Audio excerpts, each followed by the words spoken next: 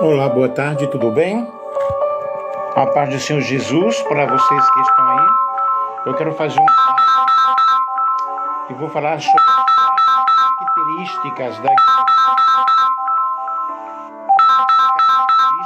da igreja primitiva. Nós vamos ler a palavra de Deus em Atos capítulo 2, versículos 43 ao 47.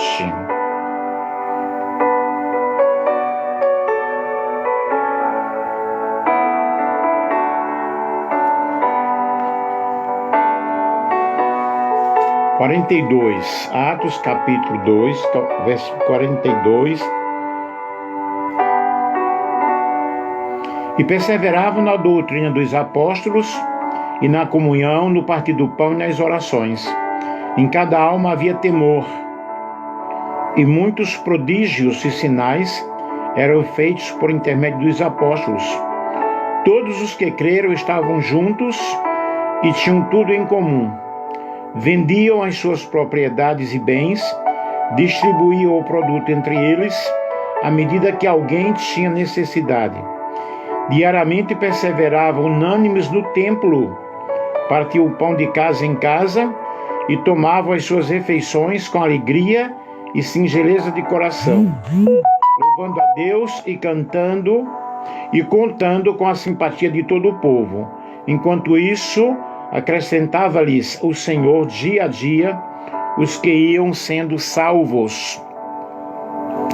Eu pediria que você compartilhasse aí com outras pessoas. Nós vamos falar aqui sobre 4 características na igreja primitiva.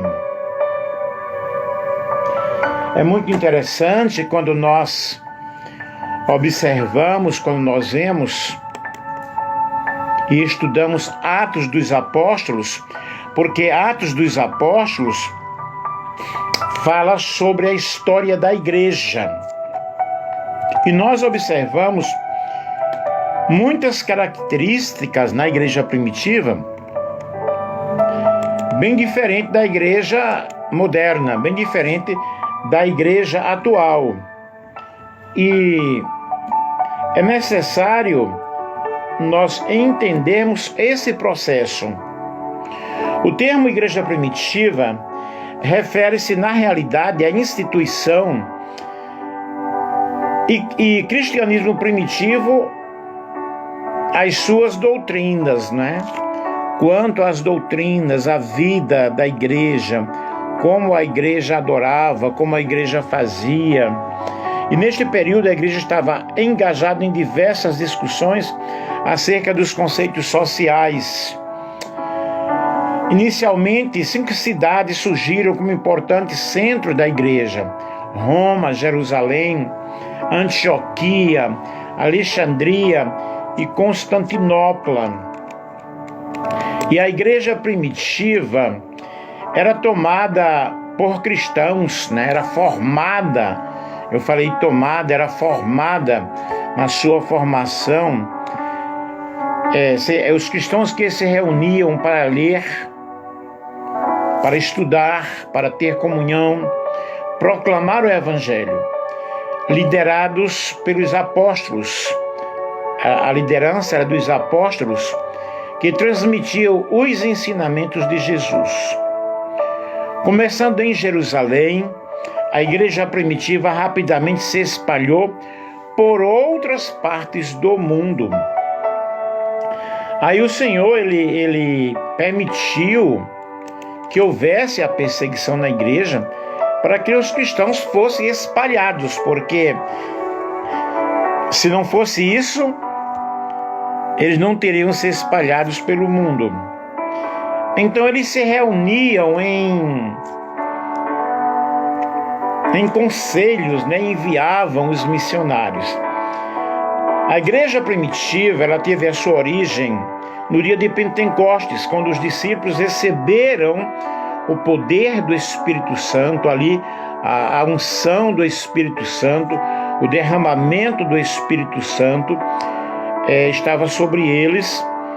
E a igreja primitiva, em assembleia, reunidas, o conjunto ali de pessoas, eles receberam essa bênção tão grande, né? Tinha uma hierarquia simples, que havia pessoas que ensinavam, que eram os apóstolos e os presbíteros, e outras que aprendiam. Mais tarde nós vemos pessoas que foram escolhidas para o desempenho de suas funções, para executarem as suas funções de acordo com o crescimento da igreja e a necessidade. A função dos líderes não era mandar nos outros. Seu propósito era ensinar, era exortar. Era, na realidade, com o objetivo de preparar as pessoas para darem prosseguimento aos ensinamentos de Jesus. A igreja primitiva vivia muito em família, eles viviam muito em comunidade. Seus membros repartiam seus bens e eles gostavam de comunhão, de uma comunhão maravilhosa, ajudavam uns aos outros. Como eram as reuniões da igreja? Havia refeições, o convívio era uma parte muito importante entre eles, essa harmonia. Não é como hoje que há separação, tanta separação. Tinha a Santa Ceia, eles lembravam a morte de Jesus, como havia sido ordenado. Batismo, aqueles que criam em Jesus eram batizados como prova de sua conversão.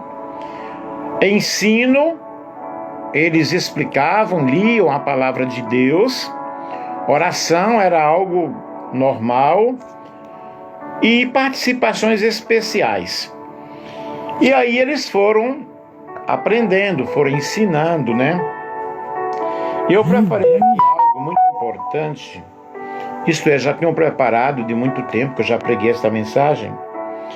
Perseveravam no ensino e na doutrina dos apóstolos.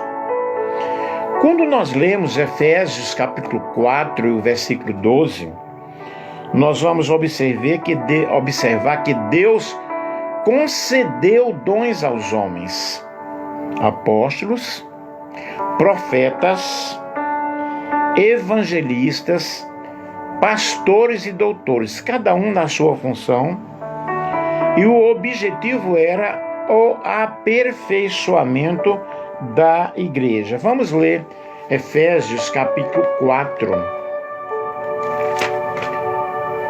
Efésios capítulo 4, o versículo 12, que nos diz aqui a palavra do Senhor. E foi Deus, né? Deus deu. Não é o fulano, não é o beltrano, porém Deus constitui. Efésios capítulo 4, o versículo 12.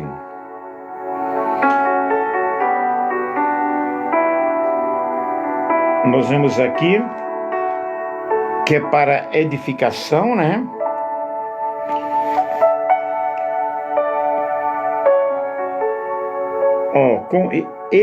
Versículo 11, e ele mesmo concedeu uns para apóstolos, outros para profetas, outros para evangelistas e outros para pastores e mestres, com vistas ao aperfeiçoamento dos santos, para o desempenho da obra do seu serviço, para a edificação do corpo de Cristo.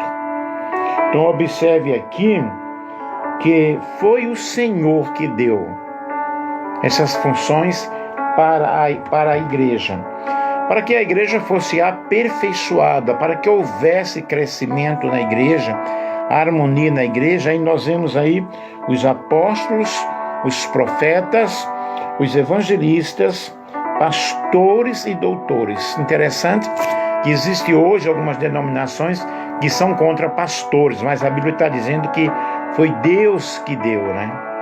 Eu mesmo vos dei pastores que apacentem com ciência e com inteligência.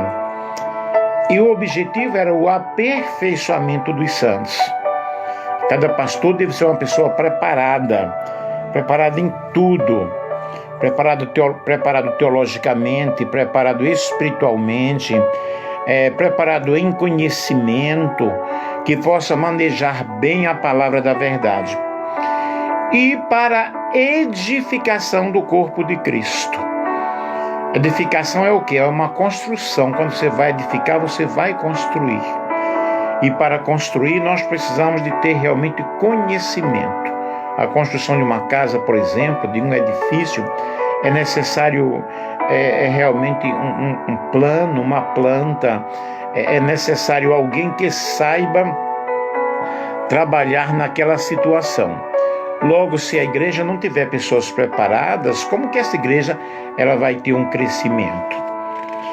E nós vemos 4 funções de aperfeiçoamento dos santos, até para a estatura espiritual, até que todos cheguem ao pleno conhecimento da verdade. E chegar ao pleno conhecimento da verdade é necessário ter alguém que possa ensinar. Por isso que a Bíblia diz que o Senhor deu doutores e mestres, que ensinar também é um dom. Eu sou professor, tanto professor secular quanto na área teológica. No momento eu não estou ensinando, agora estou aposentado por idade. Porém, o professor, ele é aquele que orienta, aquele que instrui, aquele que transmite conhecimento, aquele que ajuda a pessoa a caminhar, não é? E Efésios 4:13 diz até que cheguemos à unidade da fé. E essa unidade da fé, na realidade, não é fácil alguém ter aí a sua base, o seu alicerce, através das doutrinas principais, as doutrinas básicas do cristianismo. Até a estatura de varão perfeito. Quando essa igreja ela é bem organizada, quando eu falo de igreja, estou falando de pessoas que acompanham a igreja, ou o ministério da igreja, quando ela tem uma estrutura organizacional muito boa, ela vai crescendo na plenitude de Cristo, no aperfeiçoamento da palavra de Deus. E aí é para o quê? Para o crescimento espiritual do corpo de Cristo. O que é, na verdade, o aperfeiçoamento? Do grego é katartismon, que é consertar, colocar em ordem, ajustar. Logo, é necessário alguém que nessa igreja possa estar ajustando as peças, né? As coisas que estão fora do seu lugar. E por isso que a igreja ela permanecia na doutrina, na comunhão dos apóstolos, né? Nesse convívio maravilhoso. E aí nós vemos a função de cada membro, a função de cada ministério. E o que é edificação? A edificação do grego oikodomian, que é construir sobre algo, construir mais. Logo aí nós temos o que? Nós temos um progresso, nós temos um desenvolvimento, um crescimento. E Paulo ele disse, olha, eu prossigo para o alvo da soberana vocação. Para que eu possa prosseguir, é necessário eu ter o envolvimento dentro da comunidade eclesiástica. E observe que aí nós temos o aperfeiçoamento, a edificação, a construção. E aperfeiçoar justamente é estabilidade. Termos estabilidade espiritual. O aperfeiçoamento, no modo de falar, na realidade fala de um corpo bem ajustado. Efésios 4:16 diz: de quem o corpo bem ajustado e consolidado pelo auxílio de toda a junta, segundo a justa cooperação de cada parte, efetua o seu próprio aumento para a edificação de si mesmo em amor. Vocês observem que tudo o que acontece dentro da igreja deve ter um objetivo único: o amor. O amor em cooperar, o amor em ter comunhão, o amor em levar o pão. E na igreja primitiva havia essa grande característica que era o amor. Em Colossenses 2,19, a cabeça do qual todo o corpo é provido e organizado pelas juntas e ligaduras. Vejam que há essa união, né? E essa concordância. Logo, uma comunidade religiosa deve haver esse aperfeiçoamento, essa construção em amor e não brigas, como nós vemos atualmente, brigando por cargo, brigando por isso ou por aquilo. A igreja primitiva, em Atos 2,42, fala sobre o partir do pão e nas orações. Atos 2,42, vejamos aqui. Eu estou em Efésios, vamos para Atos. Eu já ia ler Efésios. Atos 2. Aleluia, louvado seja o nome do Senhor. E 42 diz o seguinte: e perseveravam na doutrina dos apóstolos, na comunhão, no partir do pão e nas orações. Vejam, perseveravam na adoração, na doutrina dos apóstolos, no partir do pão, na comunhão, nas orações.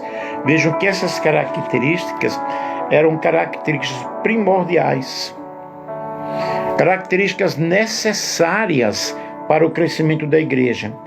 Todos os que criam estavam em harmonia, eles viviam em comunidade, estavam juntos, movidos pela força do amor.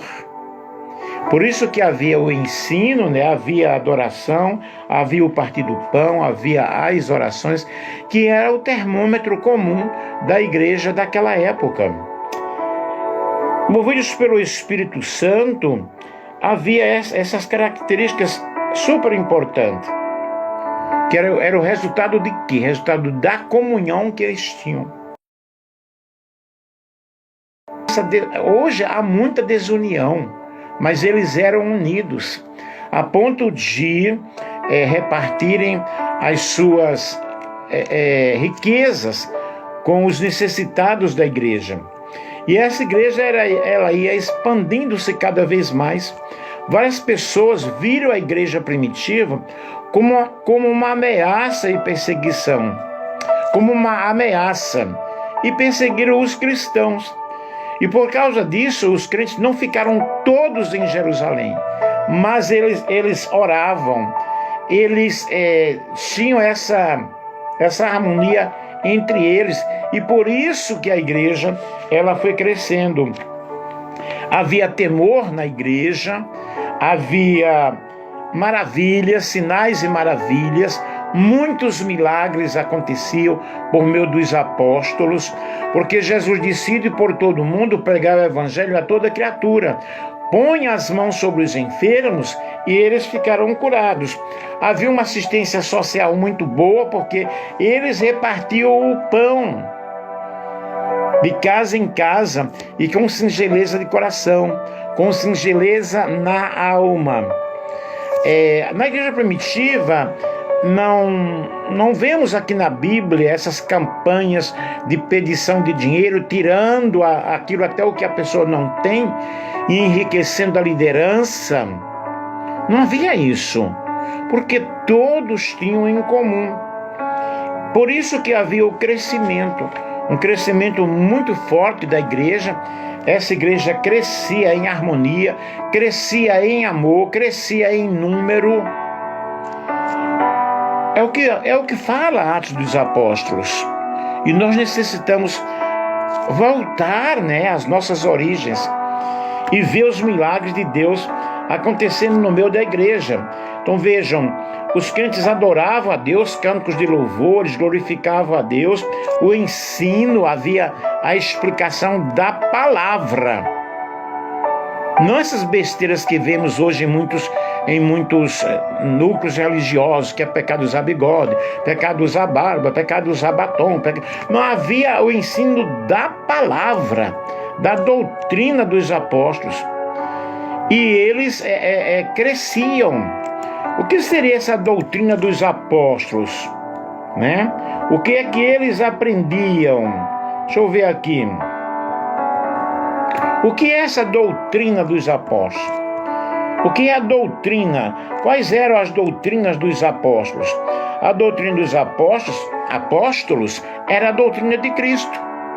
Eles foram chamados por Cristo e dele receberam o ensino de sua pessoa, da pessoa de Jesus, como Messias, acerca dos seus mandamentos. Nós vemos isso bem forte, essa doutrina em Atos, né? E eles perseveravam na doutrina dos apóstolos e na comunhão, no partir do pão e nas orações. Em cada alma havia temor, e muitas maravilhas e sinais se faziam pelos apóstolos, e todos os que criam estavam juntos. O que era que os apóstolos ensinavam? Eles ensinavam a fé em Jesus Cristo. Eles ensinavam a conversão, ensinavam o arrependimento. Por isso, meus irmãos, o que é que nós precisamos? Nós precisamos pregar a genuína palavra de Deus, falar do reino de Deus, algo que era central. O reino de Deus, o reino de Deus, o reino de Deus, levar as pessoas para dentro do reino. E isso era algo constante na pregação de Jesus e dos apóstolos, que aparecem mais de 100 vezes no Novo Testamento sobre esse ensino. E quando eles falam que unânimes eles estavam ali ensinando, unanimemente significa de acordo, em comunhão, todos juntos, em harmonia. Algumas das coisas que os santos fiéis fizeram em união, em ambos os lugares, foram testificar de Jesus Cristo. E a nossa pregação ela deve ser cristocêntrica. Pregar a Cristo, pregar a palavra de Deus, pregar a palavra de Deus e deixar de farisaísmo. Pregar o que nos ensina a Bíblia, estudar a palavra de Deus, ministrar com amor e não fazer da igreja um comércio. Os seguidores do Senhor Jesus estavam unidos em um mesmo propósito: anunciar o reino de Deus. E qual era o propósito dos apóstolos? Anunciar Jesus, anunciar sobre Jesus. E qual foi a maior lição que Jesus nos ensinou? Com certeza a lição mais importante que Jesus nos ensinou foi o amor. O amor de Jesus, que nos constrange a anunciar o Evangelho. Ele nos ama tanto que veio neste mundo para morrer por nós, para que nós pudéssemos alcançar a salvação.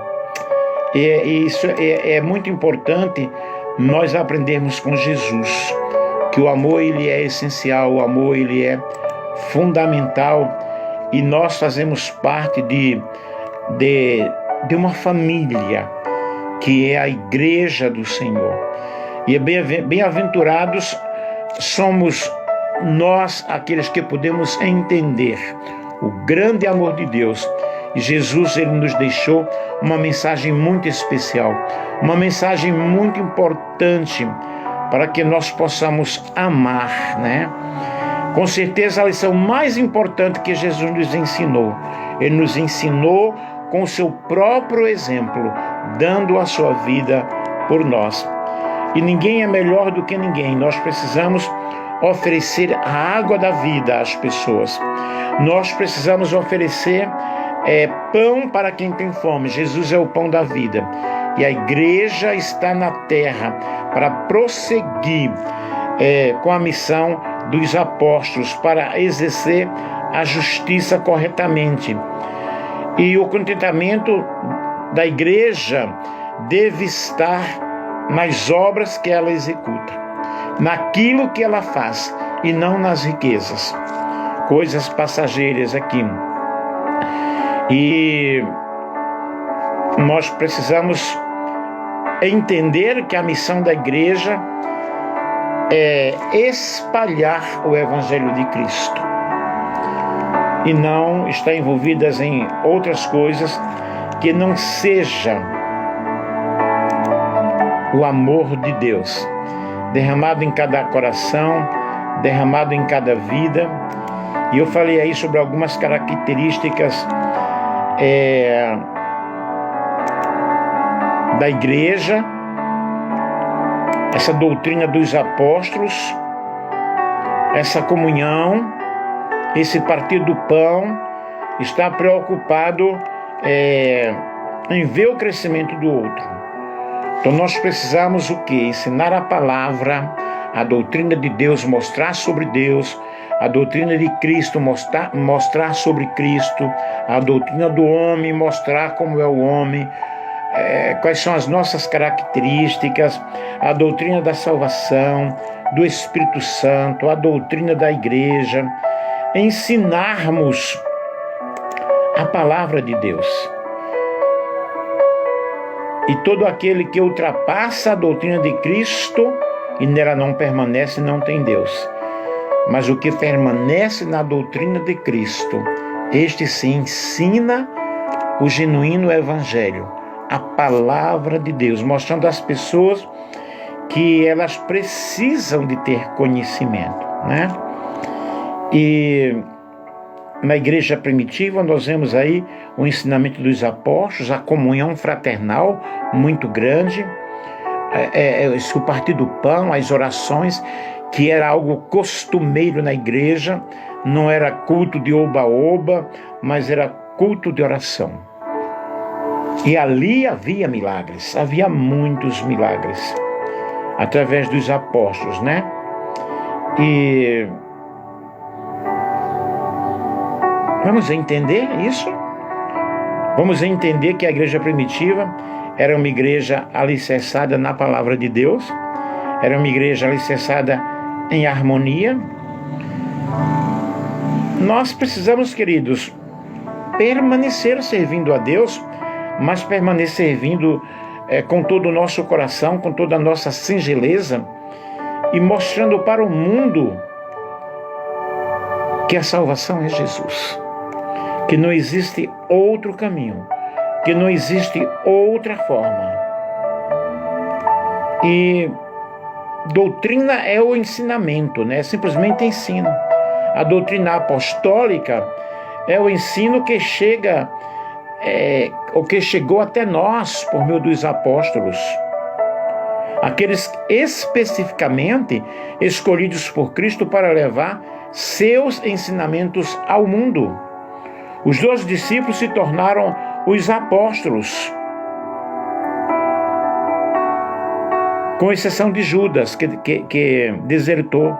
Ele foi substituído por Matias. Mas os demais, eles continuaram ensinando o reino de Deus. E o Espírito Santo estava agindo na vida deles. E a igreja crescia. A igreja crescia cada dia. A Bíblia diz que o Senhor acrescentava o número àqueles que iam sendo salvos. E os sinais estavam presentes. Ok? A doutrina apostólica é autoritária e vital para a compreensão daquilo que Deus fez por nós. É o que nós precisamos passar para as pessoas. Bíblia. Aqueles que me acompanham aqui pelo TikTok sabem muito bem que eu prego Bíblia. Eu levo as pessoas a terem comunhão com Deus através da sua palavra, através da oração. E através do conhecimento, porque quando nós conhecemos, nós não vamos por aí tomando qualquer coisa, comendo qualquer comida, né? Mas vamos entendendo que o plano de Deus é a salvação para todos, para todas as pessoas. Então a igreja deve perseverar no cumprimento da palavra de Deus, de manter e ensinar a doutrina dos apóstolos, que é a doutrina de Deus. Vocês me compreendem isso? Firmados em Cristo, firmados no Senhor Jesus. E os apóstolos, a palavra apóstolo vem do latim apóstolos e do grego apóstolo, apóstolos, cujo significado vai além de mensageiro. O termo significa também aquele que é enviado. E nas Escrituras nós observamos a ênfase mais sobre aquele que envia do que quem é enviado. E é importante nós destacarmos isso, essa autoridade que temos de ensinar, de orar, de colocar as mãos sobre os enfermos e os sinais acontecerem. E a doutrina dos apóstolos, Paulo afirma que os crentes em Cristo edificados sobre o fundamento dos apóstolos. Efésios 2:20, que é o mesmo que a doutrina dos apóstolos, Atos 2:42. Pois a eles foi dada a missão de lançar os fundamentos doutrinários da igreja. E aí, um aspecto muito importante é o aspecto prático, a fé genuína, Deus cooperando com eles através do Espírito Santo, os sinais acontecendo, o amor, que era vital, que era importante ali naquele momento. E, queridos, vamos atentar para a palavra de Deus. Amém? Que Deus possa, sim, abençoar a todos de uma forma muito especial e que nós possamos entender que Jesus é o alicerce da vida cristã, ok? Ele é o cabeça da igreja. E que se há um outro ensinamento que passa disso, na realidade seja anátema, que não seja aceito. E concluindo aqui, a doutrina dos apóstolos está fundamentada em Cristo e os crentes em todos os tempos e em todas as épocas devem olhar somente para Jesus, o autor e o consumador da fé, e que nós possamos entender que o reino de Deus está implantado em nossos corações. E no reino de Deus, o maior é o que serve à mesa do que aquele que é servido. Segundo Jesus Cristo, o maior é o que serve. Compreenderam? Pensem um pouco, vejam como as coisas estão acontecendo, não aceitem qualquer coisa por aí, mas passem pelo crivo da palavra de Deus. Queridos, um grande abraço, que Deus abençoe a todos, em nome de Jesus. Amém?